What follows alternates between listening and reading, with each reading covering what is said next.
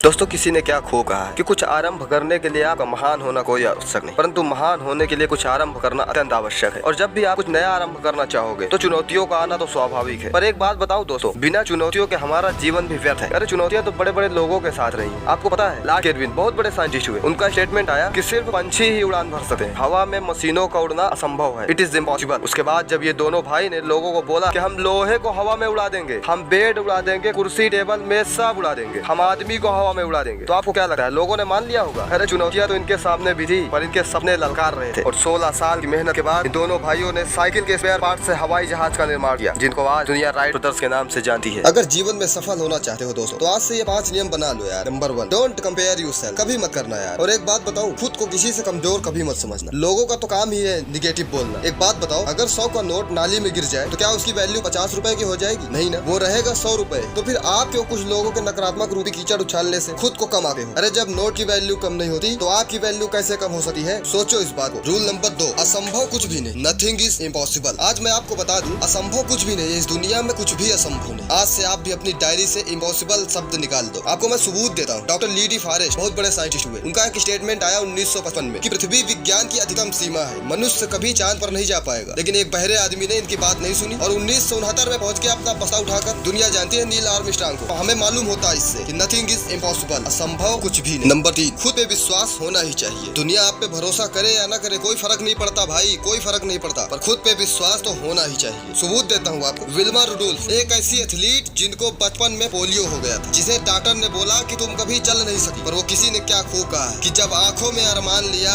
मंजिल को अपना मान लिया, है मुश्किलें क्या आसान है क्या, जब ठान लिया तो ठान लिया। बस उनकी माँ ने उनमें विश्वास जगाया। और आपको जानकर हैरानी होगी दोस्तों कि आगे चलकर विल्मा रुडोल्फ ने ओलंपिक में 3 गोल्ड मेडल जीते, और ये वही लड़की थी जिसे बचपन में पोलियो था, पर उन्होंने अपने विश्वास के दम पर इतिहास रच दिया। इसलिए विश्वास करो, खुद पे विश्वास तो होना ही चाहिए। नंबर 4, लोगों की बातों में मत आना यार। नेपोलियन को तो आप जानते ही होंगे। वो नेपोलियन जिसकी 5 लाख की सेना थी, वो अल्पास पर्वत श्रेणी को जीतने के लिए गया। दुनिया की विहंगम पर्वत श्रृंखलाओं में से अल्पास को वो फतेह करना चाहता था। वो अल्पास जो डेड पर्वत श्रृंखला है, मतलब आदमी गया कि मरा, उसे वो जीतना चाहता था। निकल गया अपनी सेना के साथ, आगे जा रहा था तो रास्ते में एक बूढ़ी महिला मिली। उन्होंने बोला, बेटा तू कौन है, कहाँ जाता है? घोड़े पे बैठा था नेपोलियन। बोला, माता जी मैं नेपोलियन अल्पास फतेह करने जा रहा हूँ। माता जी बोली, बेटा वहाँ मत जा, क्योंकि जो भी वहाँ जाता है वो लौट कर नहीं आता। तुम्हारे से पहले भी बहुत सारे लोग गए पर वापस नहीं आ सके। मैं उम्र में तुमसे बड़ी हूँ इसलिए समझा रही हूँ, बेटा वहाँ मत जा। नेपोलियन घोड़े पे बैठा था और घोड़े पे बैठे बैठे ही हंसने लगा। गले में एक माला थी, उतारा और माता जी के गले पे डाल दी। बोला, माता जी जब मैं वापस आऊंगा ना तो जय जयकार करोगी मेरी, और लोगों को बताना। और सेना को बोला, आगे बढ़ो। और आपको जानकर हैरानी होगी दोस्तों, अंत में उसने अल्फास को भी फतेह कर लिया। आपको लोगों की बातों में कभी नहीं आना है, खुद पर भरोसा रखो, अपने काम में अपना मन लगाओ। रूल नंबर 5, उम्मीद कभी मत छोड़ना यार, उम्मीद कभी मत छोड़ना, कभी भी गिव अप की मत सोचना। दोस्तों ये जीवन ना संभावनाओं का खेल है, इसलिए उम्मीद कभी छोड़ना मत। और कभी गिव अप करने का मन होना तो याद करना कि मैंने शुरू ही क्यों किया। जब कभी अपने काम को छोड़ने का मन करे तो बस एक सवाल ये खुद से पूछना कि जब छोड़ना ही था तो मैंने शुरू क्यों किया। यकीन मानो आप कभी गिव अप नहीं कर पाओगे। दोस्तों आज की वीडियो में बस इतना ही, मिलते हैं अगले वीडियो में एक नए जोश, एक नई उम्मीद के साथ। धन्यवाद।